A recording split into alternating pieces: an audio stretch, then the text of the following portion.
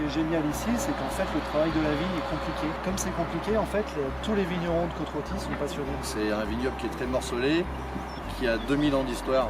On est dans la vallée du Rhône, donc un accès à toutes les invasions. Il y a aussi la Première Guerre mondiale qui a éliminé une grosse partie des paysans. Il ne restait plus que les femmes. Elles ont plutôt abandonné les coteaux qui étaient difficiles à travailler pour se contenter de la plaine. Il faut attendre en fait les années, on va dire 60-70 pour que le vignoble retrouve un intérêt au niveau de la population locale. Ce qui est très typique à Côte-Rôtie-Condrieu, c'est qu'on est attachés par deux. Donc ça nous permet de nous retenir quand on travaille. Donc cet été, il faut imaginer que l'espace foliaire atteint plus de 2 mètres. Ah oui. Et au niveau de vos terrasses, donc on appelle ça les chaillets ici? Les chaillets en fait. On essaye de maintenir vraiment les terrasses qui ont été faites par les anciens. On est sur le massif central, donc sur le bord du massif central, qui est granitique. Les sols Côte-Rôtie en fait est sur des roches métamorphiques, c'est-à-dire des schistes et des gneiss, et donc des roches qui sont très fissurées, que les racines vont puiser très profondément l'eau et les minéraux parce que justement il y a ces fissures. Ça va toujours amener ce côté très fin et très élégant qu'on aura sur Côte-Rôtie. Alors à Chana, on a repris un peu notre logique pour nommer les noms de cuvées, c'est-à-dire que c'est les noms de lieux-dits du secteur de Tupin-Semont exactement. C'est vrai que vous venez de le sortir, si Bertrand l'a pas encore goûté, c'est que... Exactement, 2014 c'est le premier millésime. Ouais. Donc c'est vraiment une Côte-Rôtie sur la finesse et l'élégance. Dans cette cuvée, en fait, on a voulu remettre un peu à l'honneur le Vionnier, qui est un cépage, l'autre grand cépage de Côte-Rôtie avec la Syrah évidemment. Et donc c'est une cuvée qui contient 7% de Vionnier. Très aromatique, c'est très floral effectivement. C'est intéressant. Ouais, j'aime beaucoup, moi, ça fait une Côte-Rôtie assez facile, assez souple, puis ça garde bien la typicité, on a ces jolis arômes un peu de poivre, de violette, puis c'est très tendre en bouche, beaucoup de souplesse. Germine 14, donc c'est la cuvée emblématique en fait, du domaine, c'est l'assemblage de tous nos parcellaires. Et ça se veut un assemblage de 3% de Vionnier et le reste en Syrah. Donc la Germine, ça se veut une Côte-Rôtie un peu plus racée. Et les gens voient la robe, la différence avec la Chana. C'est une robe beaucoup plus profonde, plus foncée, plus marquée. Le nez aussi est très différent. Je trouve effectivement le mot racé, ça correspond très bien. C'est très racé. On a toujours un aspect élégant, mais un nez beaucoup plus profond, avec peut-être un peu plus de cuir, plus marqué aussi, plus poivré, plus épicé. Poivre blanc. Exactement. Et puis la bouche aussi, plus de structure en bouche. Mais effectivement, moi, je retrouve vraiment ce côté très salivant et très frais sur la bouche. Les tanins sont plus affirmés, sont plus en présence, mais on garde toujours une très belle élégance. Et ce que j'aime beaucoup ici, c'est cette pureté, on reste vraiment très près du fruit. Parce qu'on n'a pas cet élevage qui emprisonne le vin. On a vraiment le fruit qui revient très pur sans avoir un élevage empoisonnant. Il est vraiment juste souligné, il souligne le vin. Donc, moi j'adore vraiment cette cuvée. Pour moi c'est une Côte-Rôtie. Dans le verre c'est vraiment ça.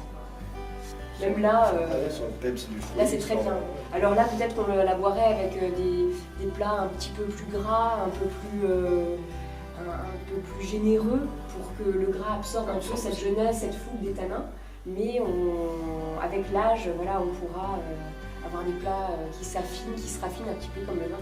Donc il faut aussi voir ce qu'on mange avec ce vin. Moi je trouve ça super. Ça c'est votre boulot. Ça c'est notre boulot, effectivement. C'est pas l'autre.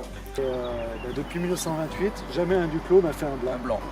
Et donc là, le Condrieu, ça va être la première fois qu'on va pouvoir faire un blanc. Donc on n'est pas allé chercher très loin, c'est un blanc de Condrieu, donc c'est le village d'après quand même.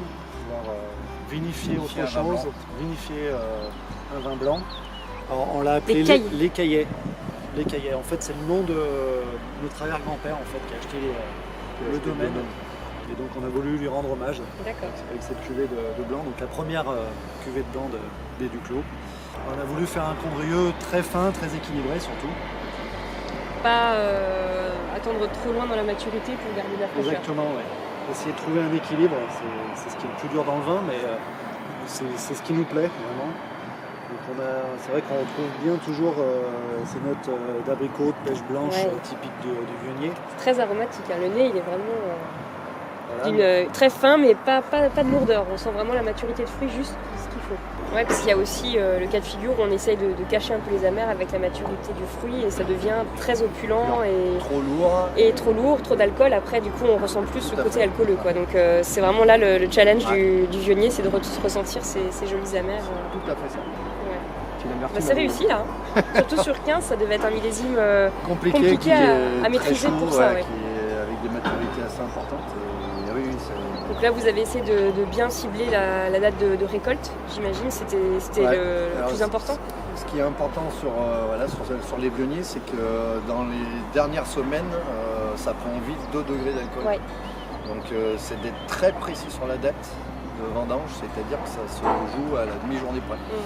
Comme ça, vous serez la génération qui aura apporté quelque chose de différent au domaine alors. Il en faut une.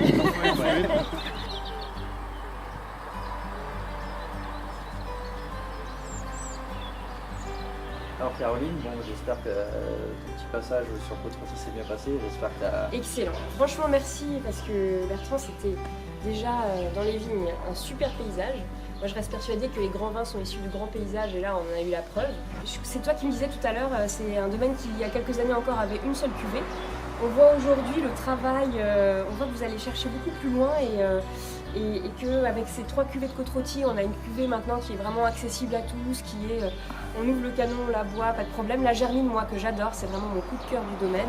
Et puis après, on a goûté la maison rouge avec un peu plus d'élevage. Là, il faut vraiment être patient, la laisser en cave, la laisser reposer très longtemps, des années et des années. Et alors la grande surprise, ce vin blanc, le Condrieu, top, moi qui adore les vins blancs. Et j'ai souvent du mal avec le vionnier, justement à cause de cette richesse, cette lourdeur. Et là j'ai trouvé cet équilibre superbe, un très bel éclat, une amertume très bien placée, ciselée, excellent. Donc c'est parfait. génial. Super. Et toi aussi tu as découvert des choses alors aujourd'hui. Tout à fait. Comme on quoi, apprend tous les jours. On n'arrête jamais. On n'arrête jamais, surtout dans Merci notre métier. beaucoup. Ouais, merci pour cette belle découverte. Mais un grand vin doit être bon tout le temps, dans la jeunesse et puis avec quelques Avec années le temps. de garde en plus.